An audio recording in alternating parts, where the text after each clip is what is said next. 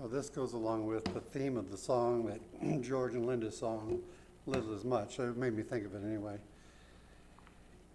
And I run across this. This is on Morgan County Seed website, and they have a little thing over there. It says for Christian eyes only, and I thought it was good. It's something to reflect on. It's called The Rich Family in Church. It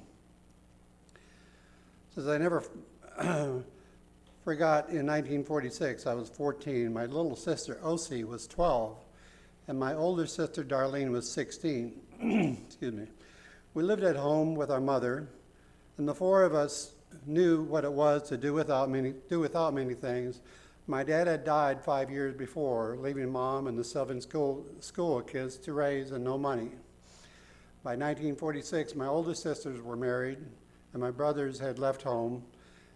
And one particular week, the pastor of our church announced that they would take a special offering, which would be taken to help a poor family, and they would do that in a month. And he asked everyone to save and give sacrificially. When we got home, we talked about what we would do. We decided to buy 50 pounds of potatoes and live on them for a month. That would save us about $20 of our grocery money for the offering. When we thought that if we kept our electric bills, electric lights turned out as much as possible and didn't listen to the radio, we'd save money and that the month's electric bill. Darlene got as many house and yard cleaning jobs as possible, and both of us babysat for everyone we could. For 15 cents, we could buy enough cotton loops to make 3 pot holders and sell for $1. We made $20 on pot holders. That month was one of the best of our lives. Every day we counted the money to see how much money we had saved.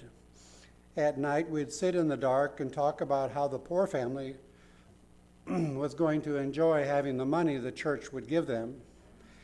We had about 80 people in church, so figured that whatever amount the money we made that we had to give, the offering would surely be 20 times that much. After all, every week the pastor had reminded everyone to save for the sacrificial offering. The day before the offering that week, I walked to the grocery store and got the manager to give us 3 crisp $20 bills and 1 $10 bill for all our change. We ran all the way home to show Mom and Darlene. We had never seen so much money before. That night we were so excited we could hardly sleep. We didn't care that we wouldn't have new clothes for church. We had $70 for the sacrificial offering.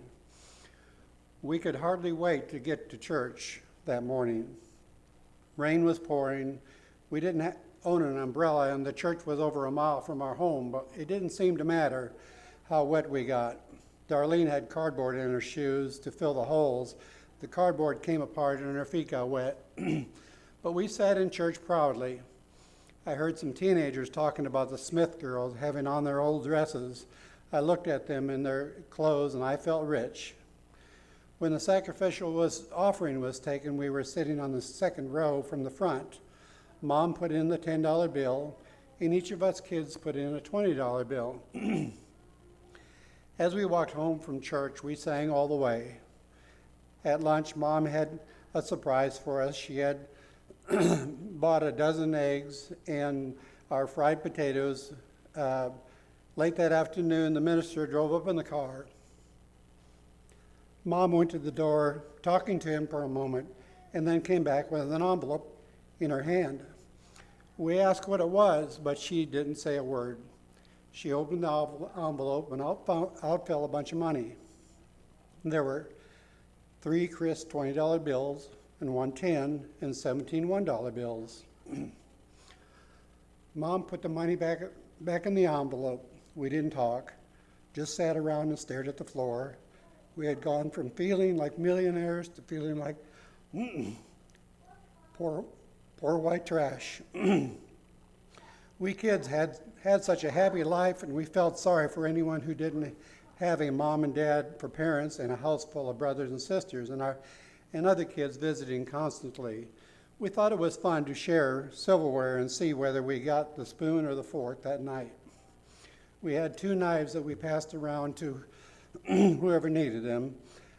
I knew we didn't have a lot of things that other has, but I never thought we were poor.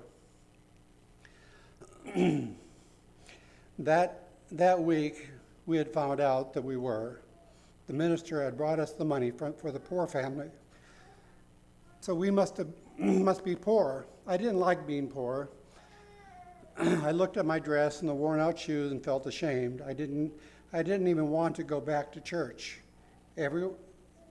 Everyone there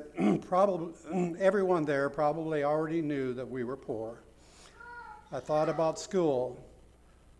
I was in the 9th grade, and at the top of my class of over 100 students, I wondered if the kids at the school knew that we were poor. I decided that I could quit school, and since I had finished the 8th grade, that was all the law required at that time. We sat in silence for a long time, then it got dark, and we went to bed. All that week, we girls went to school and came home, and no one talked much. Finally, that week, Mom asked us what we wanted to do with the money. What did poor people do with money? We didn't know. We never knew we were poor. We didn't want to go to church that week, but Mom said we had to. Although it was a sunny day, we didn't talk on the way.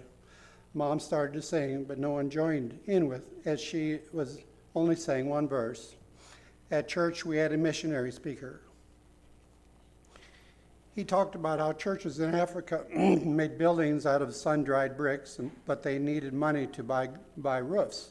He said $100 would put a roof on a church. The minister said, "Can't we all sacrifice to help these poor people?" We looked at each other and smiled for the first time in a week. Mom reached into her purse and pulled out the envelope. I didn't know it. I'm sorry. She passed it to Darlene. Darlene gave it to me, and I handed it to O.C., and O.C. put it in the offering. When the offering was counted, the minister announced that it was a little over $100. The missionary was excited. He hadn't expected such large offerings from a small church.